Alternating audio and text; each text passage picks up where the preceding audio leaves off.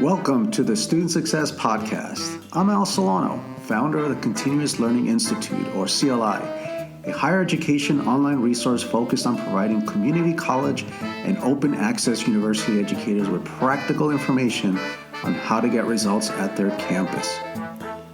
As a resource within CLI, the Student Success Podcast is focused on just that, the challenges, opportunities, failures, and successes of practices intended to improve student success and equity.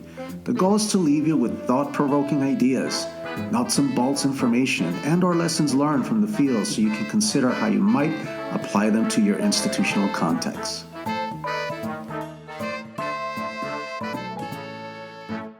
For today's podcast, it's a distinct pleasure and privilege to have Dr. Davis Jenkins, Senior Research Scholar at Columbia University's Community College Research Center and co-author of Redesigning America's Community Colleges. Thank you so much for participating in the Student Success Podcast. Are you kidding? Thanks. Great to be here, Al. I always say it's easy to, yabber about these ideas, make them sound easy, but the work you do, and I love your new coaching guide, to help colleges implement it, which is not easy, I really respect that. So happy to be here. Oh, thank you so much. That means a lot. Before we get started, I was wondering if you have anything you can share with the audience beyond your scholarly work and experience. Are you some kind of secret chef, a marathoner, an avid gardener? Give us the scoop. I love to ballroom dance. I grew up a preppy. I know you're shocked with a name like Davis Jenkins. A guy like me could be a preppy. But, we went to, when you were in New York doing whatever you were doing, having fun as a kid, we went to Cotillion and learned basically how to be upper middle class alcoholics. But basically we went to dancing school. I loved it. And when we first started, the girls, we were about 11 or 12, the girls were like twice as tall as us. So you'd be right there at their midriff, But I kept it up. But most of the boys at least said they hated it. I loved it, and I just danced. That's how I met my wife in summer dance in Chicago, one of the best things in Chicago, which is just every race, all people coming out, dancing to different types of music. Do you still dance? During the pandemics, it's been difficult. But yeah, my wife and I do a lot of Lindy Hop dancing, swing dancing, some Latin, and some ballroom as well. So given all your scholarly work around what it amounts to institutional change to improve student success and equity, there must be a metaphor in dancing and institutional change. What do you think? I'm sure there is. Dancing evolves, and it really is about community, and learning is a social activity. And I'm sure, I don't know, I haven't, I'm not as poetic as you. I haven't explored the metaphor too much, but I'm sure we can make it work. I mean, I know you're into martial arts. The thing about dancing is you have to stay centered. You have to stay centered in your humanity, and you have a lot more experience teaching than I do. But I think being centered as a partner, learning is a sort of a dance. It's a process of creation. It's not a process of me leading you around. The best dancers are dancing from their core and dancing in a partnership in a community, really learning as they go, improvising. That's a great point. I have this guilty pleasure of watching Dancing with the Stars. Years ago, I actually haven't seen it in a very long time, but one of the things I appreciated the 2 or 3 seasons I saw of it is the hard work that goes into this outcome, the outcome being this performance, this dance, all of the hard work that went into it, the practice. Practice. Right. Learning is about practice, active learning. That's right. The chemistry between them, the ability to, as you said, learn in order to produce this this performance. And campuses, as they transform, in a way, it is a dance. It's a clunky dance. There isn't always chemistry among all the people at the campus, but this willingness to dance at least. It's a line dance at a crazy wedding, an Indian Catholic wedding, right? I don't know, something crazy. Given your work in Guided Pathways, you co-authored Redesigning America's Community Colleges in 2015. Could you give us your definition? What exactly is Guided Pathways, A?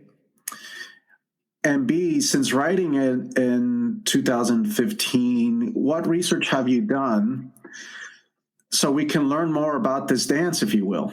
So Redesigning Community Colleges was looking at why, despite, several decades, especially since the early 2000s, of work reform across the country on the Student Success Initiative, the student completion agenda, it was often called, that we really hadn't seen much movement in the needle, and we still saw big gaps. In research we and others had done found, that much of the reforms were relatively small scale early on, and few of them really got to, we talked about, to the program, to the structure of programs and the content of programs, and hardly anything was looking at teaching and learning. So we stepped back and we argued that, community colleges were designed to do what we as a society asked colleges to do in the 60s and 70s, which was when the United States really unrivaled or was the pioneer in expanding broad access to higher education. Community colleges were probably the central actor in that. And they evolved over time in a way that really emphasized access. They were designed for access. But that design over time, and given changes in demographics, politics, the economy, they weren't designed well for success. So community colleges essentially, or Guided Pathways, is essentially an effort to redesign the community college for today's student, today's economy, today's politics. And there are really four essential pieces of it, break it down. And we've learned a lot in our thinking. We can talk about how our thinking has evolved, but the four are: the programs have to have high opportunity or high value. Every program either has to lead to a good job or transfer with junior standing in a major. I mean, community colleges, especially outside California, have gotten expensive, but even in California, if you their costs to go, even if your tuition and fees are waived. So every program has to lead either to a good job or transfer in a major. Secondly, and we're seeing a lot of effort to help students explore academic and career interests from the start. And the best of these efforts really, it's not just an advising thing, it's in their first couple terms of coursework, but helping every student have a full program plan by the end of their first term. And again, our students are relying on us so much to help them get a proper path. And when we talk to students, how far along do you have to go? It's shocking how often they have no idea. And again, many of them are in these associative arts programs, for example, that don't lead to transfer in a major. The third is, and this has really evolved since we talked about these meta majors in the book, about this idea about structuring students' choice, that there were too many choices. We've moved away from that idea. Actually, we think there are too few coherent choices, but just, having a plan is important, but the way to get to the plan, the way that's going to, and this maybe gets back to the dancing, that you're going to get through is through these academic and career communities.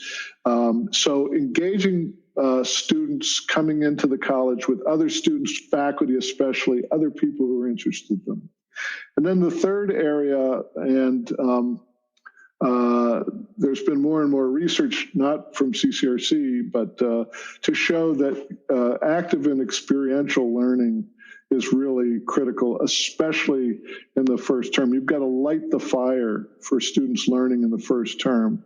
Back then, and unfortunately now, there's still too much focus on redesigning prerequisite dev ed or remediation to make them college ready in math and English. And we're saying, no, you've got to teach students to be confident learners across, not just in math and English, and hopefully it's the right math, not algebra, but across the foundation courses, anatomy and physiology, accounting 101, American Civilization 101, philosophy 101. These are important. Bio 101, the early STEM courses are very critical.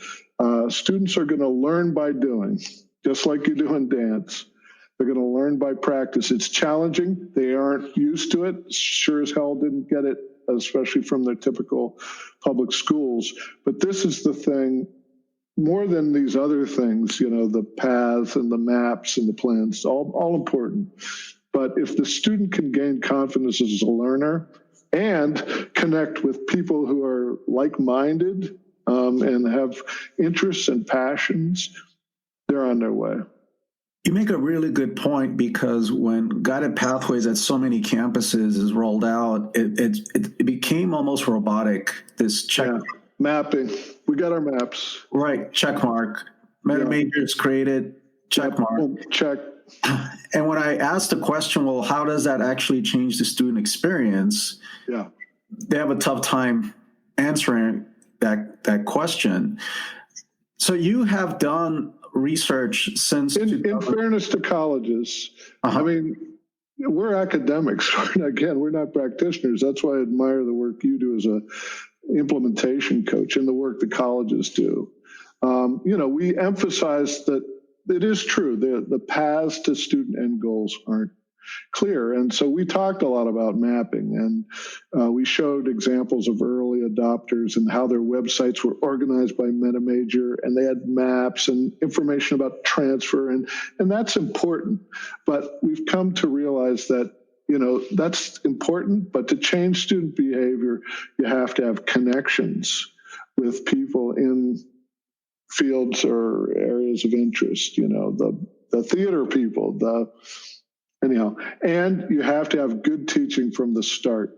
And when you look at the experience of students coming on, they don't get connected early on to people in a field of interest. They're forced to take, dev ed and gen ed stuff and things that don't really matter. They're not connected from orientation on. And when you look at the first term learning experience, it's just like, oh my God, it's soul crushing. The typical first time, and we look at this all the time. And actually, we've done over the last couple of years, we've really tried to focus people, because Guided Pathways is very complicated, as you know, as well as anyone. So we've really tried to focus on two things. What program are students in, and how do we engage them in that program through connections, especially from early on? And what courses are they taking early on, and are they really well taught, or are they just crushing students? Take a look at, I was actually talking to a college, and it's a rural college in the state, and the faculty were saying, as we hear a lot, you're trying to kill the humanities. This is corporatizing. And I'm going, okay, let's look at your first term courses. Dev Ed Algebra, English Comp, maybe correct, Student Success course, and in California, it's gym. We did this recently. Gym, fitness, which is probably the most useful course of those all, or computers, or maybe intro to psych. I go, where are the humanities courses? Humanities courses are the kind of courses that are going to light students' fire if they're well taught. Now, if they're just sort of like recitation and, multiple choice, or just spewing back, students are going to say, this looks just like high school, and I didn't do well in high school. The sad part is they're going to blame themselves when, okay, they go away from you, they drop out of school, but, they're musicians, they're poets, they're doing rap, they're doing books for their family's restaurants. These people have skills and talents, and we're just like, tell them, no. Sorry, not smart enough. Since 2015, you've done more research on guided pathways for those colleges that move beyond the checklist, which I think you're right. In all fairness, it is important to do those things, but then how do you actually operationalize them? For those that have operationalized them, there is concern at colleges because of budget cuts, sustainability, et cetera. Yeah. What I saw that you did some research around the cost analysis of implementing guided pathways well. Can you elaborate on that? Yeah, so we did case studies of 6 colleges nationally, very different parts of the country. 4 of them were unionized because we hear a lot, you can't do this in a union environment. I disagree. In fact, if you bring the union and the faculty and everyone else from the start, that's the only way to do it. If you don't do this, if you ram it down the union or the faculty or the advisors, they're not going to do it. Well, that's true in any organization. The main costs, the largest cost, when we looked at implementation costs and then recurring costs, there were costs in terms of engaging people, because you really got to engage people, as you know, everyone, and not just faculty and staff, but the facilities people, the librarians have really been involved in really great ways in guided pathways efforts. Department chairs or departmental secretaries who know more typically about programs than do the chairs. Again, not knocking the chairs, but get them really involved and say, look, our students aren't succeeding, and it's not because of our students. It's because we're putting up all these barriers. The statistic that always gets them is, take a look, and I did this with this small college last week, take a look at the number of credits your associate degree graduates taken. And on average in this college, it was like in the 90s. So they're getting, for 60 semester hour credit degree, they're taking 90 credits on average. It's true in California. It's actually higher than 90, I think, in Texas. So, and then, tell me what program they're in. They don't know. They don't know a path. And, look at your first term curriculum. Anyhow, so there's this recognition, but the key thing is, you got, and you've talked about this, I think, in your guides and your work, you got to get beyond the blame game.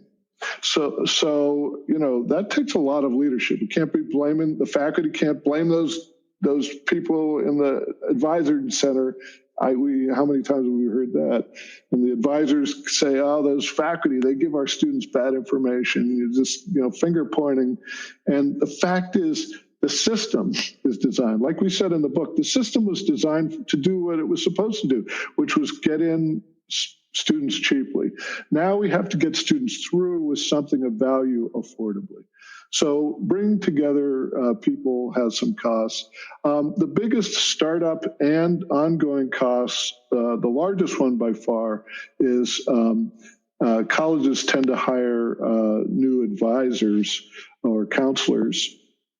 However, before they do that, and this is very important, and this is really central, they dramatically reorganize advising, and in fact, everything around what we called in the book meta majors, but what I like to call these academic and career communities, because those are the communities students are going to get engaged in.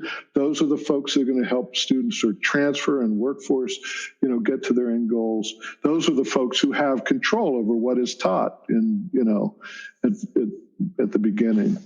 So That's a cost, and also there's some cost in upgrading computer systems to allow to have and software to allow students to have plans. That said, I mean, we've seen so much money wasted on computer systems and on these consultants that offer analytics and the like, not useful.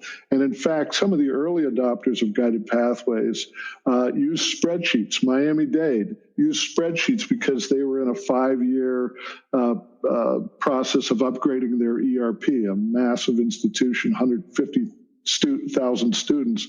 They couldn't just, do this. So they used spreadsheets to start. But the key was we're helping students develop a full program plan toward getting a good job directly or transfer with junior standing. And once the computer systems caught up, then everyone understood, wow, this is great. So we estimated that it's for the technical, we came up with these estimates. It's about those are major costs. Also, faculty release time to faculty and staff release time to do the mapping, and finding the time to do the work is expensive. But we estimated it added about 3% of operating costs, 3 percentage points of operating costs, or about $400 per year for an average college that is, this was an idealized college, about 4,000 FTE, $60 million operating budget, which is sort of the average community college nationally. But the key thing is that when you looked at how colleges fund this, many colleges did raise some local grants or Title III or Title V grants, which are really good uses for this, to do this initial onboarding, but and in engagement. But by and large, they paid for this mainly, especially the advising and the computing stuff, by reallocating resources, reorganizing deans and others more efficiently around meta majors, and creating efficiencies using computer technology. So that was encouraging. I mean, 3%. But when we talk to colleges, college leaders, is this worth it? And they're like, we're going to have to do this to attract students anymore. We have to operate on value. I remember Mike Flores, the chancellor of Alamo College, which is supported by the state as well as local tax-based funding, said the community students didn't know what programs we offered, and they didn't understand our value. And they too had like 90. Their associate degrees students were graduating with 90 credits and then transferring maybe to UT San Antonio. And having to start as first-term sophomores in a major. I mean, that's just crazy. That is not the student. Those students have succeeded mightily. And if they were from wealthier families, they probably would have gone directly to UT San Antonio or UT A&M or whatever, and had the kind of external support that the typical community college student doesn't have. So the bottom line is this is about reorganizing. The only 2 states in the country that offered any kind of funding for guided pathways, California and Washington. So outside California and Washington, these colleges are not doing this to chase grants. They're doing it to survive. And we did interviews post-COVID with these folks, and the leaders are saying, man, with students on a plan, with students who have an advisor in their field of interest, it was so easy to reach out to students. Other colleges are saying, well, we don't even know who our students are. So the added value, the increased retention rates, the added value to students in decreasing excess credits. But with the categorical funding, like in California, with any categorical funding, it's too often you focus on, guided pathways. So you use that for your mapping and your meta majors and your checkboxing, but you're not really changing the student experience. I know California all community colleges are underfunded, but frankly, with all the categorical funding available, if you combine it, like Bakersfield did, we included Bakersfield. If you combine that money, actually, California community colleges have more money to do this kind of whole college redesign than any other institution in the country. But it takes, and we've seen some great examples from California, but it takes leadership, and you really got to change the culture, which, after all this yabbering, gets to the work you're doing, and the silos and overcoming those, and really, becoming back to what it is we're trying to do here, which is helping students get, fulfill their dreams, which means get into a community, become confident as learners, not, feel stupid because, they once again failed algebra.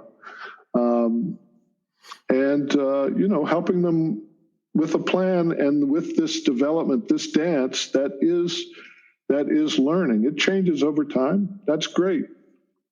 It should change. It should be a process. That's why we called it guided exploration, guided pathways, not, as some folks originally wanted to call it, structured pathways. So maybe it is more like a dance. I'm just not as poetic as you are, Dr. Al.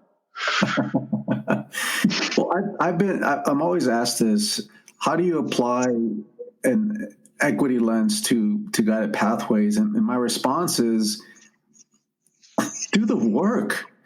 How long have you been asking this question? And they'll say, oh, yeah, we've been discussing this for about a year. Oh, no, actually, it's been 2 years.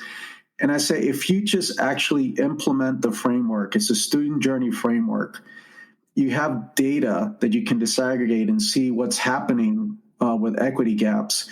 You are creating, in essence, a greater sense of community for these students. And we know that disproportionately impacted students benefit greatly from this sense of community. Now, you can drill down more to an even deeper equity lens in so many different ways, equity-minded teaching, et cetera. All that is critical. But in terms of pathways, that's right.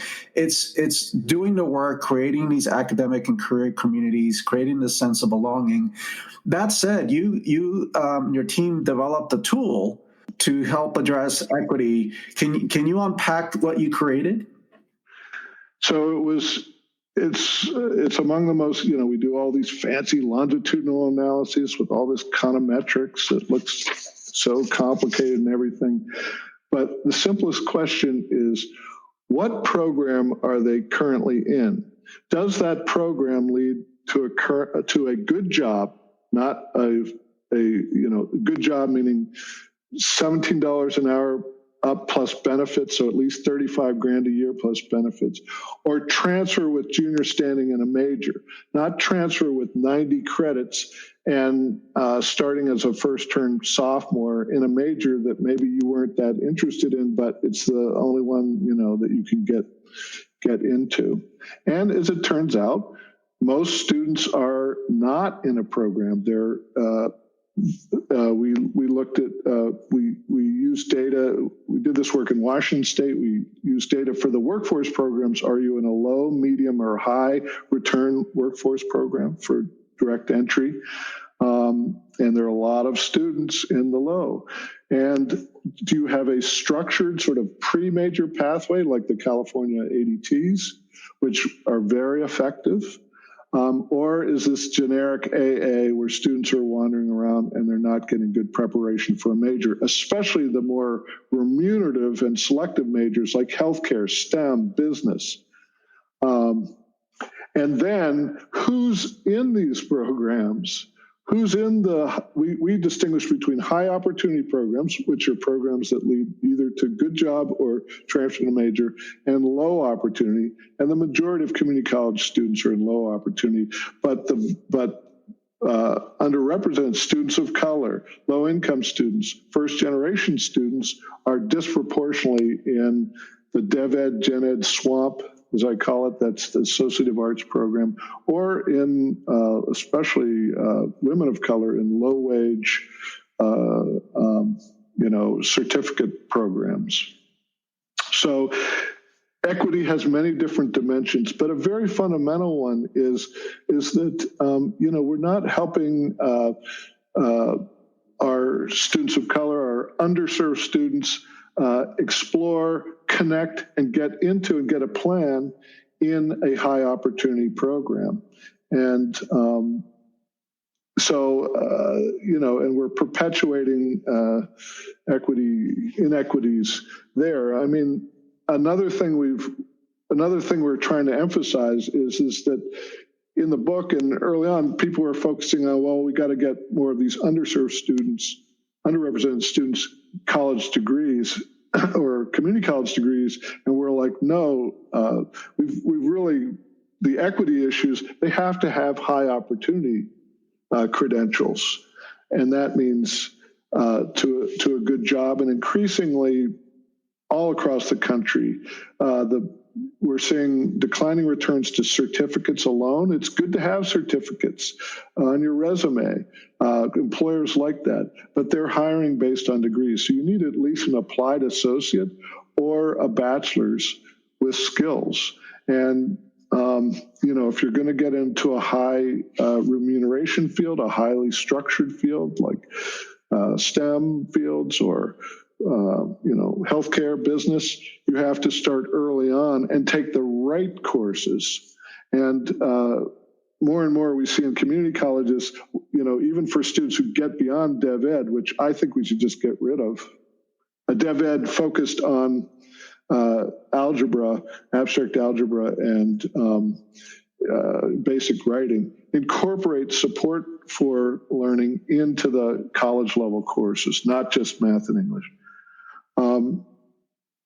But then students take the 101 courses, and too often those aren't the right courses. Students will take a Bio 101 course and think that, well, I'll be able to transfer to CSU in bio. I'm really into bio and biosciences, and there's in California, there's several high-tech bioeconomies now, I'm sure, and you guys are inventing it more every day. Great jobs.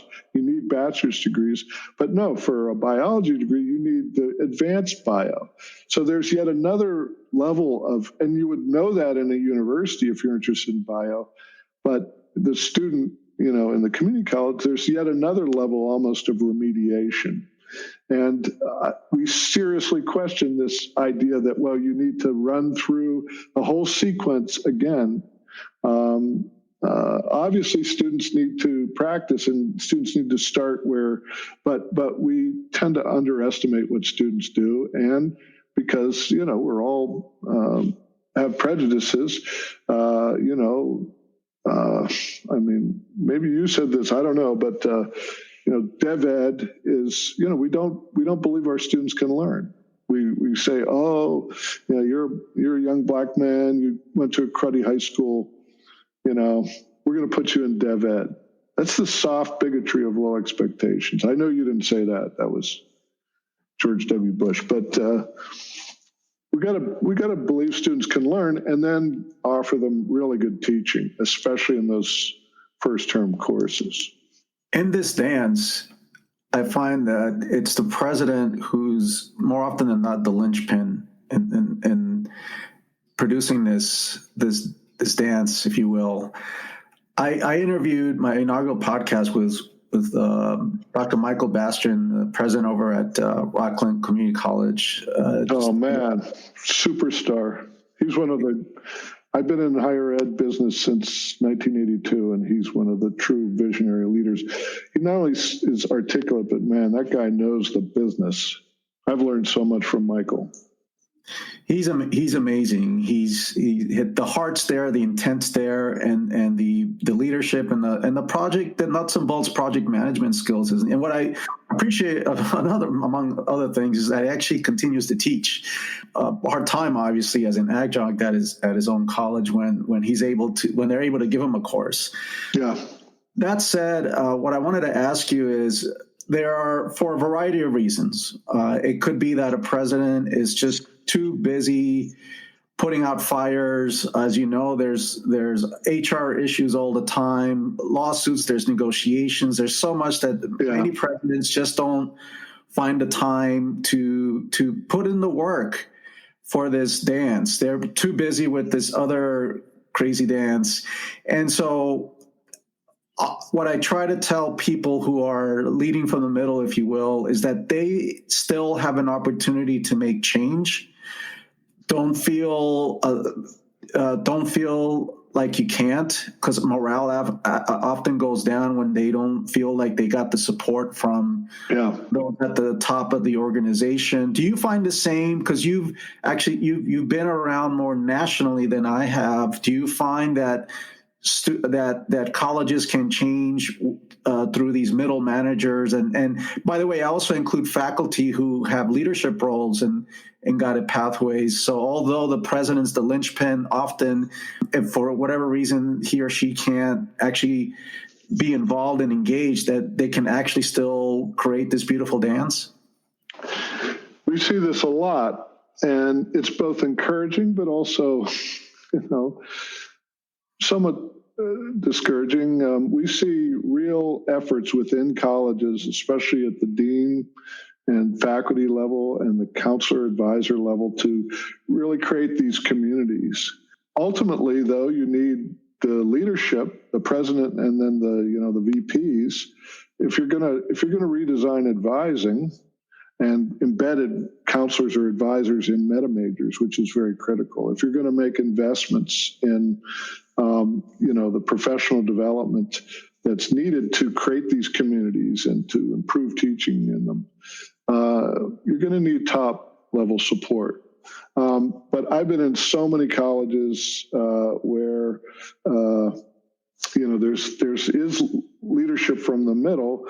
One thing that we've seen is there's a lot of turnover among presidential leadership and vice presidents. Ultimately, I think I'm just thinking of all the colleges I've talked to that are like this in just last year, frustrated that their top leadership isn't buying in. And I'm saying, keep it going, because you're going to get new leadership.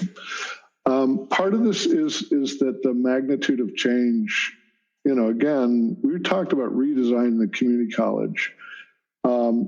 It's difficult to do in such a highly under-resourced institution that's under such pressures, and now COVID, and of course community college students hit the worst because their students and their families tend to be from working class,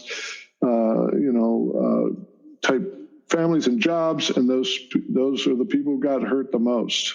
They're just hanging on, and so it's extremely challenging for the colleges as well as for their students, for their faculties and staff as well. But I love community colleges, but they're going to have to change. They do a lot that isn't in their best business interest, like use standardized tests that our research has questioned as valid, like put people in dev ed algebra, and when we show that doesn't necessarily help students, like not having every student have a plan, because the competition from regional public universities, from these online degrees, which sound good, not so easy to graduate, is going to become intense. Michael Bastin, and again, I'm an old guy. I'm a baby boomer. One thing we're seeing is the emergence of new leaders like Michael, like yourself, younger people who aren't baby boomers. And again, I honor the work that my baby boomer colleagues did in community colleges. I think we've screwed up the rest of the world. But the business is in fairness to those folks, who are my lifelong friends, and the business has changed. The world has changed. So Michael Bastin and Gen X folks coming up, these new leaders, Tanja Williams at St. Petersburg College, Sonia Christian at Bakersfield, Ed Bush in Consumnes. I mean, all these people and the faculty, Gen X, younger generation of faculty. I hate to make this an attack on baby boomers because, but in other words, and we do see some older, but you've got the business has changed. Part of this is that there's this fear of the faculty, the fear that if you ask the faculty to do something, they're going to rebel. And especially in unionized shops, but people, it's the same in non-union shops. There's this fear. I think when you really lay it out to faculty, and this gets to things I've learned from you, give them the time, and the time in a college. You've told me that in colleges you work with, they're just like 2 months where you can get any work done because of all the other stuff that's going on. And that was a revelation to me. I'm like, holy cow. But so the leadership, either the leading from the middle has to do this sort of on their own as a rump organization, but ideally with support to find the time to build these academic and career communities and to do that work across silos within academics, but also with student services.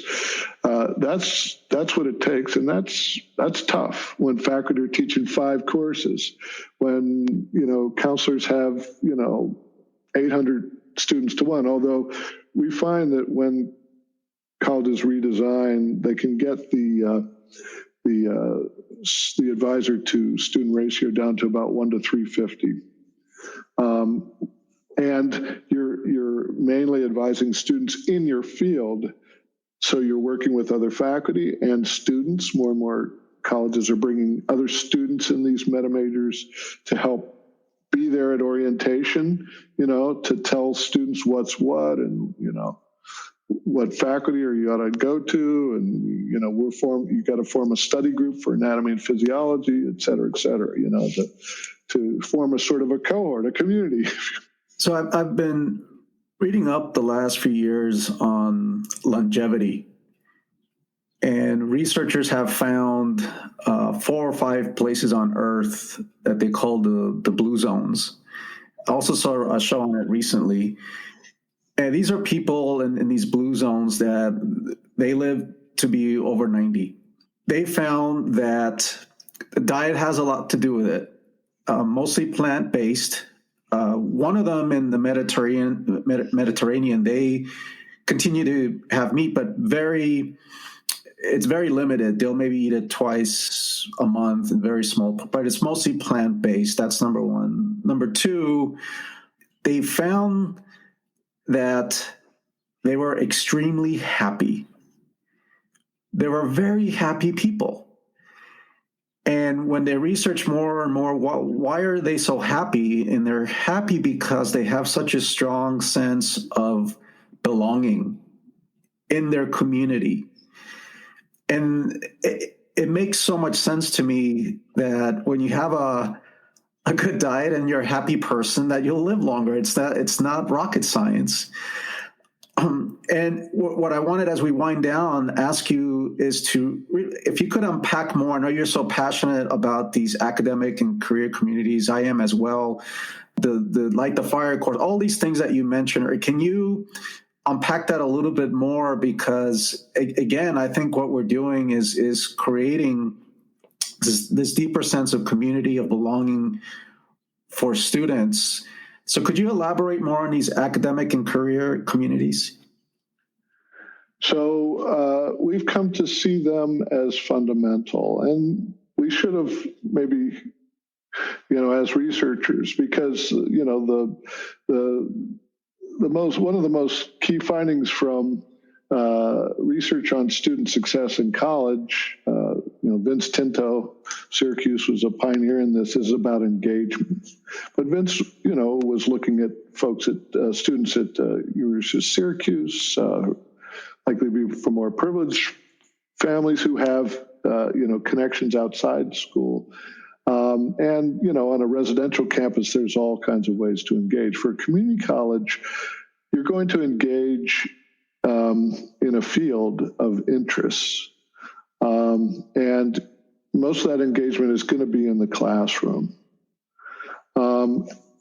And so we have seen guided pathways. We've only seen it work, frankly, and we've seen it work very powerfully where leaders maybe, as you say, catalyze the changes, but really allow these academic and career communities to develop a life of their own, because the healthcare people, we know them, we see them in their uniforms, we respect them, we know who they are, the theater people, the arts people, but, in a community college, the idea of this is to really play that up more, that sense of community, especially for the transfer fields. We see it most easily in the CTE areas and the career technical, and they benefit from that. But this is also how students are going to find jobs. Most research is, it's not what you know, it's how you know, it's who you know. But the good diet is the active teaching and learning. The other fundamental finding on student success, especially underserved students, is next to a community, engagement in a community of people who will support you or help you get ahead, who show you what's what, who really, can be your guides, is helping students get confidence as learners in a field. And the research from K-12, as you know, having done some of that work, and higher ed is, it all goes back to active learning. The most important research on guided pathways, I think, is a book that was published unfortunately, during the pandemic by Julie Wang. It's called On My Own, in which she looked at students who starting at a community college trying to transfer in STEM, which is extremely difficult to do. And she's especially looking at students of color, first-generation students, women, other groups, students from other groups that are underrepresented. And it's a really, it reinforces the ideas about the needs for clear paths, for students having a plan, because it's really not clear. There are really not, in most community colleges, pre-major programs in STEM, which is problematic because, again, not everyone has to be a STEM, but the two things were the sense of community. The two most important things were sense of community, and then most important, having confidence as a learner, and that came from getting active learning experience in the first term. She found actually that students who started community college, transfer and get a bachelor's in STEM, it's extremely rare. We've looked at this. We're more likely to take the STEM course first and then take math because they get this interest and they probably connect with people. But she also found that the factor, and what was so good about her research is that more than we've done at CCRC, she really did very serious surveying of students to understand their experience in the classroom, their social capital, their networks out. So she was really looking very in-depth in an extremely rigorous way at the student experience, which you talked about. And she found that mainly the main areas or courses that students got active learning were CTE courses. And that's great. And I'm not knocking the CTE. The problem is if they're trying to transfer in STEM, those CTE courses don't transfer. So their, quote, academic courses, we're not lighting their fire for learning. We're not giving them. And by the way, there's even more research showing the key to success, improving learning outcomes, completion by underserved students, all these, equity is good teaching, active teaching and learning. Hank Levin did accelerated schools, and he said, don't remediate, accelerate. And by acceleration, he didn't mean take your remediation and co-requisite it with your college level course. He meant give students from low-income families, students of color who, really don't have the kinds of support, really rigorous but well-taught courses. We've all had them. They've changed our lives. I remember you told me a story about how a faculty member changed your life.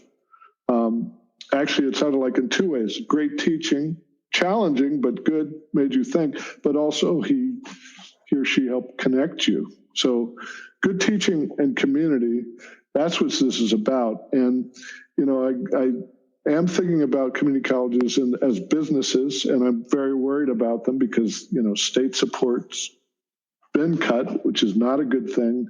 And we're going to see big cuts, I'm afraid. In the future, I'm glad to see the outlook for California is not as bad this year. I'm concerned about next year, but nevertheless, the competitive advantage that community colleges have are these two things: good teaching and the sense of community around academic and career fields of interest to students. And that's also, by the way, what the research suggests is needed, among other things, like you mentioned, to really achieve more equitable outcomes.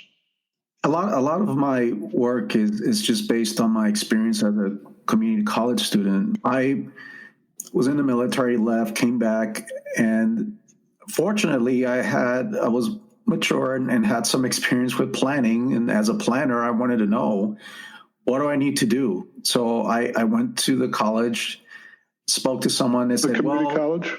That's right. Yeah. And they said, well, you're going to have to take these tests to get into math and English. And I was particularly concerned about math because I hadn't done it in years. Yep. But I had the opportunity, the resources that a lot of students don't have, which is I had a little bit of money, got myself a tutor, who, by the way, didn't really teach me a lot about math, was more about these tricks to do well on it. It's all a big game. What do you think rich people do when they send their kids to Princeton Review? I mean, they're not becoming smarter or, Kaplan. They're teaching them the tricks of these tests. That's right. Well, I think we ought to do away with the tests because they're not, but anyhow, that's another topic. Yeah. That's right. Exactly. So you had the wherewithal to plan and to get yourself a tutor. And then I got into, fortunately, transfer level math. And so I wasn't in the dev ed wilderness like a lot of my peers were. And I saw them dropping like flies because they were so discouraged that they had to redo their high school math and English curriculum. The second thing that was where I was able to succeed is because I had a few faculty who actually cared about their teaching, who cared about the students. Before Rate My Professor, again, as a planner, and a lot of students don't know to do this, I actually shopped around different classes. Absolutely.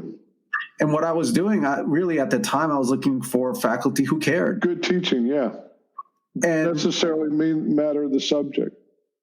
That's right. It's the same way. She comes from, she shops, and it doesn't matter if she's interested in the subject. If it's a bad teacher, she'll just drop it. But it takes a lot of wherewithal. So most students don't know to do that. They don't have the confidence. And so, as a faculty member, began to see my my writing and my performance in class. He encouraged me, and he said, "Hey, Al, I'm an advisor for this club. Why don't you join it?" I said, sure. And then he says, well, you know what? Beyond that, why don't you take a leadership role within the club? I said, okay, that sounds cool. Hey, do you know that every semester, because I know you do a little volunteering, you go to student services, you turn in the sheet for volunteer hours that actually goes on your record? I said, I didn't know that. And what he was doing over time, it's helping you build your resume, your academic. That's right, my transfer application. Yep. And the other thing that had a significant impact on me is that he said, are you going to transfer to UCLA or Berkeley? And I had not thought of those institutions. I thought I'll just go to the local university, which is fine. It's a institution. But Davis, I had the mindset, given how I grew up in a single parent, very, very low income situation, is that's not for me. That's only for the rich people and a certain kind of, people. But he really opened my eyes to, hey, I believe in you. Let's see what we can do. Hey, Al, you grew up in New York, why don't you apply to these schools? And I did. I applied to Cornell, which at the time, and they continue to do this, if you're a transfer student, they give you the option of taking the SAT or not. And I was great. I don't want to take this stupid test. And I ended up transferring there. Excellent. And I had it. Good for Cornell. The other Ivies really got to. Yeah. Right. They're the only Ivy that actually embraces, I believe at the time, community college students. So my point is I've never forgotten the role of faculty, and that's why a lot of my work is with faculty. Yeah. And I have my criticisms of some of them, what they do, but it comes from a good place in my heart because I want them to continually improve. As we wind down, Davis, so we discussed beyond the check boxes, how Guided Pathways has, in your mind, evolved since you wrote your co-authored the book. We discussed the research that you did on the return on investment on Guided Pathways. We also delved a little bit into the equity tool that you created. Discuss. Yeah, presidents are the linchpin, but the leaders from the middle can make this happen. And these academic and career communities. Any last words of wisdom that you would like to impart?